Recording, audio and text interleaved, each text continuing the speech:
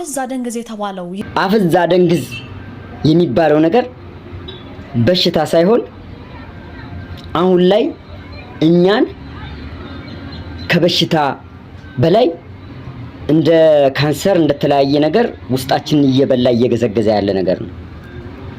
በየቦታው ሰው በተሰባሰበበት ቦታ ላይ ህይወቱን ለማኖር አብዛኛው ይህንን ነገር የሚሰሩት ህይወታቸውን ለማስቀጠል በልቶ ለማደር በቃ እንደ አመልም ሆኖ በስርቆት ላይ የተሰማሩ ሰዎች በጣም በርካታ አሉ። በተለይ የምነግራችሁ ነገር እኛ አካባቢ በዚህ በቅርብ ኬሚሴ ራሱ በጣም ብዙ ሰዎች በዚህ ችግር የተጎዱ ሰዎች እንዳሉ አውቃለሁ። ሞባይል ይዘው ይወጣሉ። ገና አንድ ሳምንት ራሱ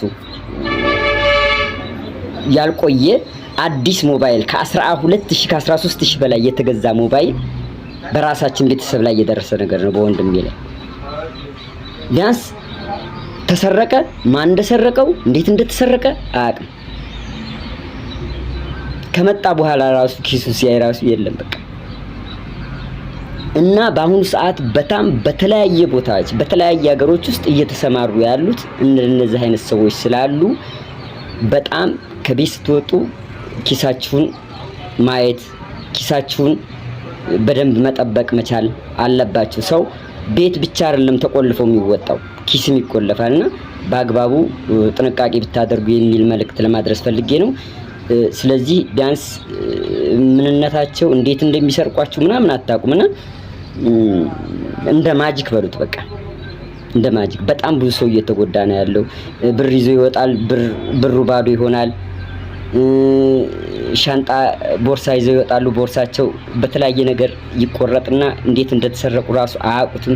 አስረዱ ቢሏቸው ራሱ ለማስረዳት የሚከብድ ነገር ነውና በአሁኑ ሰዓት እየመጣ ያለብን ነገር ይሄ ስለሆነ መንግስትም ትኩረት አድርጎ በዚህ ነገር ላይ ቢሰራበት ጥሩ ነው እላለሁ። ከዛ ውጪ ማህበረሰቡ ቢጠናቀቅ መልካም ነው እላለሁ። አመሰግናለሁ።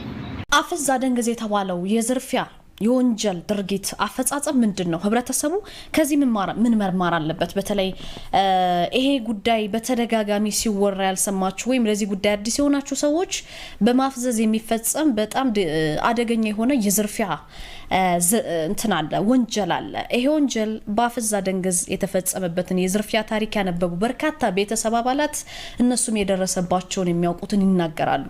ለሁሉም ሰው ማስጠንቀቂያ ነው ይሄ ታሪክና እንደዚህ አይነት የወንጀል ተግባር ላይ የተሰማሩ አካላት የሰዎችን ደግነት፣ የሰዎችን መልካምነት፣ የዋህነት፣ የኢትዮጵያዊነት የመራዳት ባህልን ለክፉ አላማቸው የሚጠቀሙ ሰዎች ናቸው ወንጀል ፈጻሚዎቹ። ከዚህ አስደንጋጭ ድርጊት በመነሳት ራሳችንን፣ ቤተሰባችንን የምናውቃቸውን ሁሉ በዙሪያቸው ያሏቸውን በጣም ለእንደዚህ አይነት ነገር ተጋላጭ ሆኑ በምንም መንገድ የማይጠረጥሩ በርካታ ሰዎች ይኖራሉና እነሱን ለመጠበቅ የሚረዱ የጥንቃቄ ሀሳቦች እየተላለፉ ይገኛሉ። ከምንም ነገር በላይ ግን እንደየእምነቱ ከቤት ሲወጣ ሰው ፈጣሪው እንዲጠብቀው ነው ጸልዮ የሚወጣው። በየእምነቱ ክፉን እንዲያርቅ መጥፎ ድርጊት ሁሉ እንዳይከሰት ሰው ተመኝቶ ከቤቱ ይወጣል።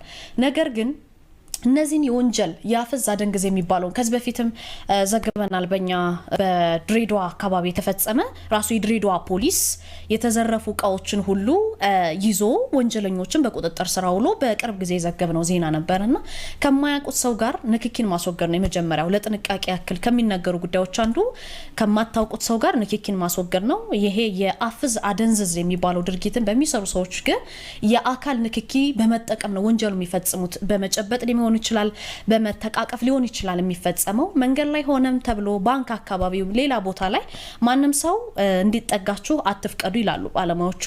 ትከሻዎትን፣ አንገቶትን ወይም እጆትን ለመንካት የሚሞክርን ሰው በንቃት መከታተል ያስፈልጋል። ድርጊቱ ደግሞ ተፈጽሞ ከሆነ በፍጥነት ለፖሊስ ማሳወቅ፣ ለጸጥታ አካላት ማሳወቅ፣ የእርሶ ሪፖርት ማድረግ ሌሎች ተመሳሳይ ጥቃት የደረሰባቸው ሰዎች ፍትህ እንዲያገኙ፣ ምላሽ እንዲያገኙ፣ ወንጀለኞቹ እንዲያዙ፣ በሰሩት ወንጀል ልክ ደግሞ ቅጣት እንዲተላለፍባቸው ይረዳል። ስለዚህ ይሄ ጥንቃቄ መልእክት ለብዙዎቻችሁ ጠቃሚ መስሎ ከታያችሁ ለሌሎች በማጋራት ከአፍዝ አደንግዝ ከተባለው እየተበራከተ ከመጣው የወንጀል ዝርፊያ መከላከል ይቻላል ማለት ነው።